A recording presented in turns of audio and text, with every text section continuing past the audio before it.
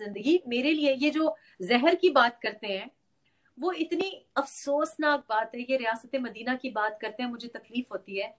ہماری ایک حضرت صلی اللہ علیہ وآلہ وسلم کی سے روایت ہے کہ وہ عجوہ کھجور کی گٹھلی کو پیس کے اس کی بہت کرامات بتائی جاتی ہیں.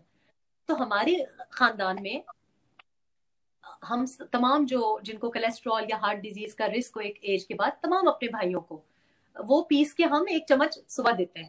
میں اپنے بھائی, ہمارے جتنے کزنز ہیں, فرسٹ کزنز ہیں, بھائی ہیں, تو ہم سب کے لیے وہ بن کے آتا ہے. میری ایک کزن ہے جو کرتی ہیں, اور ہم کچھ صفائی پسند بھی ہیں تو ہم خود وہ کروا کے بھیجتے ہیں. تو بعد میں انہوں نے مجھے کہا کہ ہائے دیکھو ریحام, تم تو اس کی اتنی خدمت کر کے اور یہ کہتا ہے زہر دیتی ہے.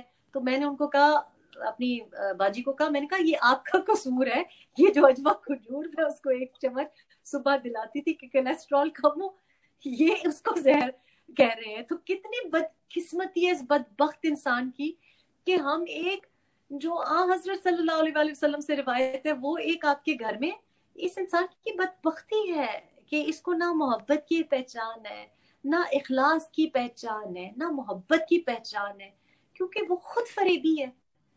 مطلب ایک عورت آپ کی خدمتیں کر رہی ہے, راتوں کو اٹھ کے 12 بجے آپ کو کھانا بنا کے دے رہی ہے, آپ کہہ رہے ہیں زہر دے رہی ہے. کوئی ایویڈنس